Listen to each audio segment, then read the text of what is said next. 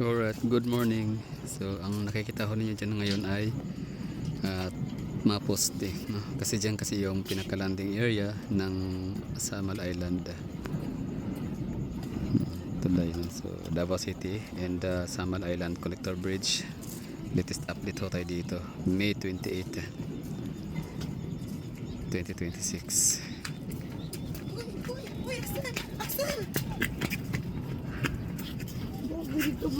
So, grabe no. Time is gold talaga. Legit itong mga Chinese. Kasi wala silang sinasayang na oras. So sana talaga totoo, tama yung sinabi ni Governor Edwin Hubahib na hindi totoo yung mga haka-haka, mga hearsay o mga balibalitang may extend into 2030 sa kadahilan ng walang pondo. Dahil ang katunayan daw, ang katotohanan ay maraming pondo. O ibig sabihin meron siyang sapat na pondo, no?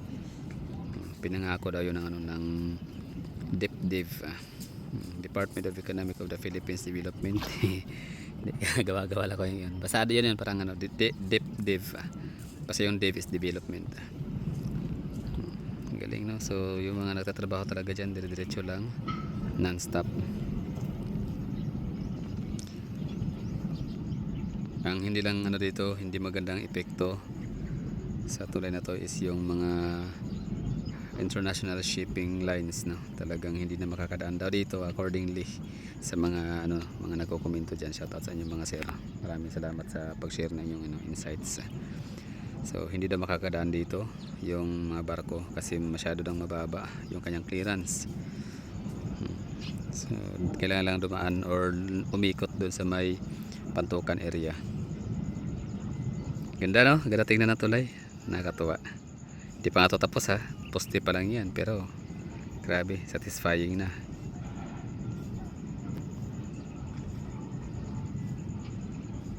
Ikat natin dito, yan, ramp.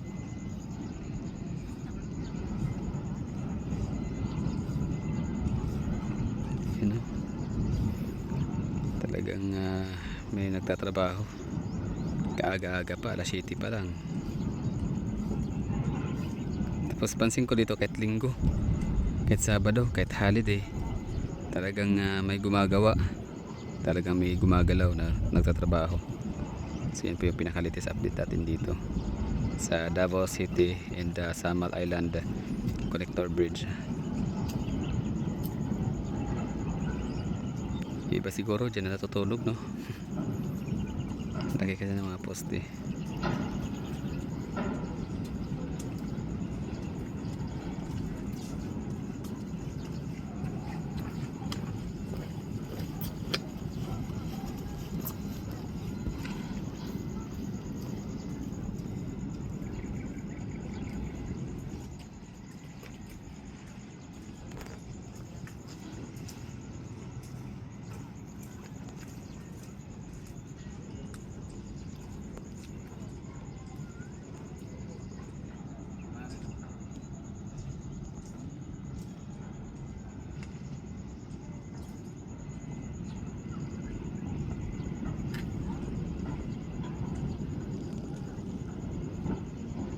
So sa mga natatrabaho dyan, shout out pala, no? Maraming thank you. At ingat kayo palagi.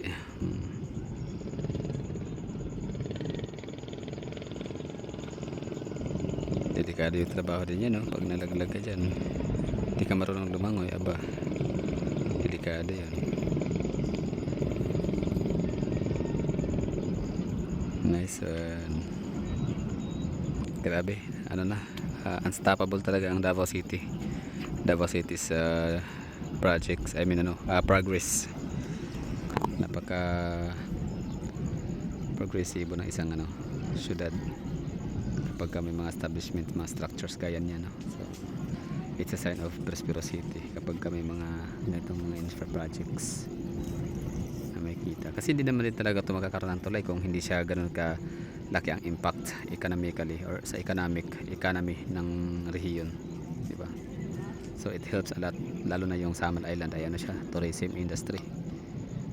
So umaasa sila sa tourist money. Ibig sabihin isa sa pinakamalaki, I don't know kung ilang porsyento, tingin ko 85 80% to 90% ang kailangan GDP nanggagaling sa environmental fee, entrance fee, yan.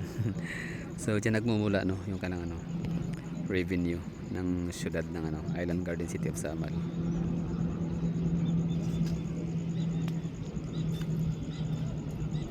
Tourist money. So dahil sa may tulay na, so yung pera, milyones araw-araw ay hindi na kailangan pang magantay ng 45 to 1 hour para lang makatawid sa isla ang milyones.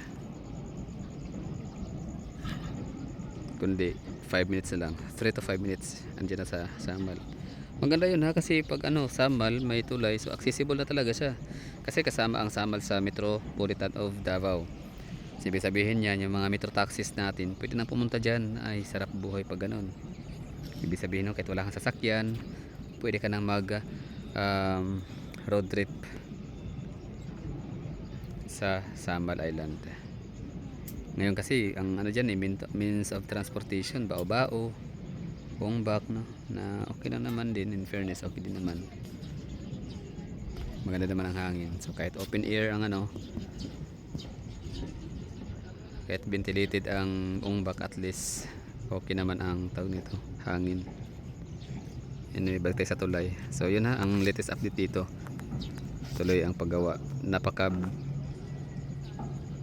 mabilisan, puspusan ang paggawa talagang. Hindi sila humihinto kahit ano, kahit gabi na nga dito gumagalaw pa rin yung crane, pansin ko lang.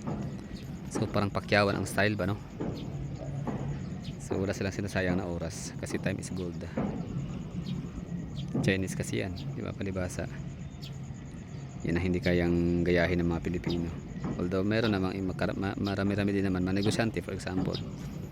So kahit hindi ka Chinese, time is gold talaga sa mga nagnenegosyo. So sa Chinese naman hindi lang negosyo, pati trabaho nga time is gold. Bawal ang delay.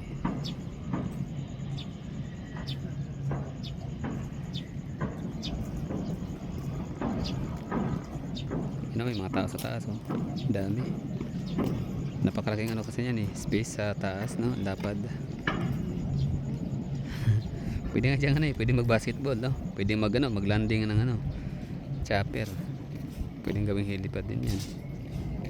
Siyempre dapat lang dahil para sa safety ng mga motorista pagdating ng panahon. By Aiza Sigira.